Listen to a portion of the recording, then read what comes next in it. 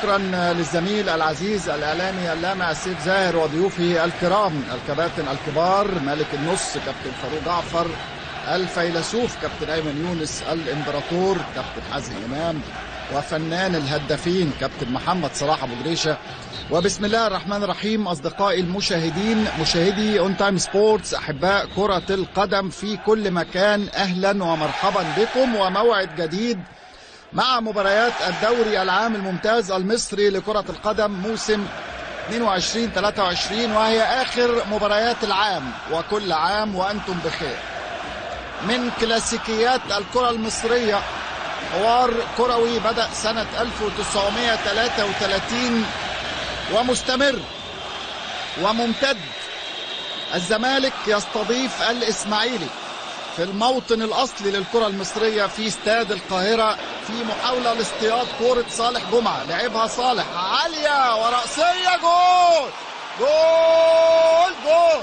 أول أهداف اللقاء، محمد حسن يطير لفوق، يرتقي فوق الجميع، وفي الدقيقة الثالثة يتقدم لاعب الزمالك السابق في شباك فريقه السابق، في شباك غلط، راح في الزحمة، يستعيدها من جديد عمرو السيسي والتسديدة، لكن زيزو يجري عليها بيحاول يلحقها، والحقها بالفعل زيزو، وكرة عرضية يا ولد يا ولد.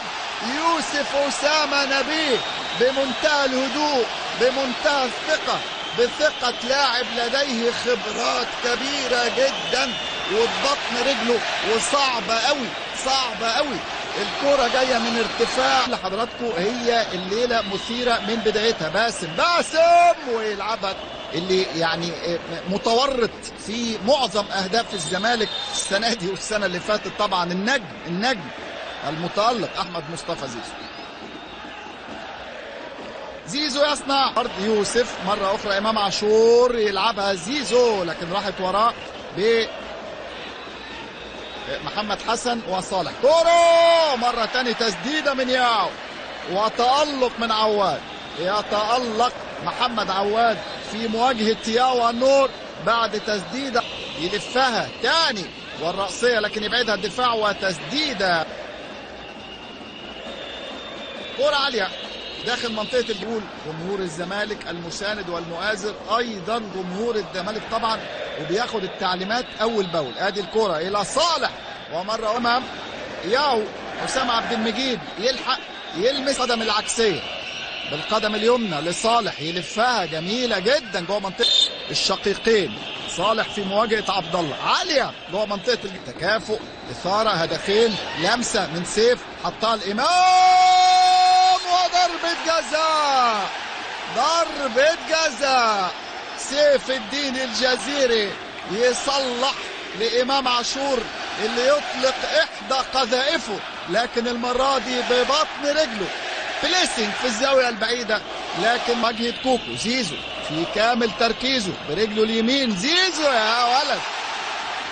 5 أهداف زيزو في الدوري، وتاني أهداف الزمالك في هذه المباراة، وهدف التقدم عن طريق ركلة جزاء، وبالتخصص أحمد مصطفى السيد زيزو يرسل كوكو في زاوية، والكرة في زاوية أخرى أرضية في الزاوية اليمين. دي كمان صناعة وتسجيل، ما في مباراة تمر إلا ولا يحاول ياو يضغط على فتوح، خدها لنفسه، مشي ياو. سيسي خلصها إلى سيف الدين الجزيري، وانطلاقة وكرة بالعرض. هذا الانفجار هذا الموسم بتسجيله 4 أهداف في الدوري، حتى الجانب لأقصى الجانب الأيمن إلى يوسف أسامة نبيه، عرضية صالح جمعة تتلعب عالية جوه منطقة، حطها إلى زيزو يا ولد. إمام عاشور يصلح، والثالث زملكاوي، الثالث زملكاوي. عمل تكتيكي كبير ينتهي بجملة أكثر من رائعة وأكثر من ممتازة. إمام عاشور يصنع، وعمرو السيسي هو اللي بيسجل، وبشماله وعلى شمال كوكو يختتم الشوط الرائع الجميل المفيز. زيزو بالقدم اليمنى، زيزو يلعبها، يخطفها الزناري، لكن ما تتظبطش وتطلع الكرة بره الملعب إلى ضربة مرمى. 3-1 الزمالك والإسماعيلي. دسوقي مقرب لكن مدبولي يلعبها خطيرة جدا جوه منطقة الجزاء، يلعبها عرضية تفوت الكرة من باسم، لكن كان مكمل الكرة اتحولت في مساحة. زيزو زيزو زيزو وكرة المشتركة اللي كانت مع دسوقي إلى مدبولي، عالية إلى ياو يا ولد الكعب إلى سيف أمامية مرة تانية إلى إمام عاشور، يمشي إمام وكوكو حط إيده محمد كوكو ونجح في إبعادها إلى ضربة ركنية. في قرار لا من أول الزمالك متمسك بتقدمه. حمدي النجاز يتقدم هو الآخر وحاول يرقص، الضغط عليه واتقطع واتحولت تاني. اسمع اللوية يوسف الناحية التانية ولا هيسدد، حطها لسه خطيرة جدا لزيزو. وخلينا أفكركم إن فتوح سجل بيمينه كمان. أدي كورة عرضية يدخل شيكا مكان يوسف أسامة نبيه.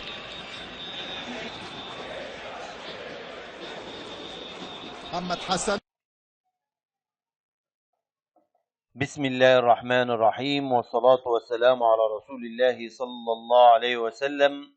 أهلا بحضراتكم معانا متابعينا الكرام. إن شاء الله في الفيديو ده هنعرف مع بعض موعد مباراة نادي أتلتيكو مدريد ونادي إليتشي في الجولة ال15 من بطولة الدوري الأسباني، وهنعرف مع بعض القناة الناقلة ومعلق المباراة، فتابعونا. إن شاء الله مباراة نادي أتلتيكو مدريد ونادي إليتشي في الجولة ال15 من بطولة الدوري الأسباني هتتلعب يوم الخميس الموافق 29/12/2022. توقيت المباراة هيكون الساعة 11:30 مساء بتوقيت مكة المكرمة، 10:30 مساء بتوقيت القاهرة. القناة الناقلة لهذه المباراة هي قناة بين سبورت HD1. معلق المباراة هو المعلق المصري علي محمد علي. ترتيب نادي أتلتيكو مدريد بعد الجولة ال14 في المركز الخامس برصيد 24 نقطة، متساوي مع أتلتيكو بالباو في المركز الرابع، اللي فاز 7 مباريات وتعادل 3 وخسر 4 مباريات.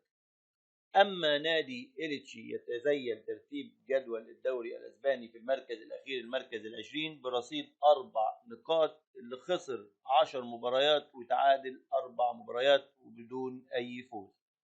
وأمام حضراتكم تذكرة بترتيب الدوري الأسباني بعد الجولة ال14، اللي بيتصدر ترتيب الدوري نادي برشلونة برصيد 37 نقطة.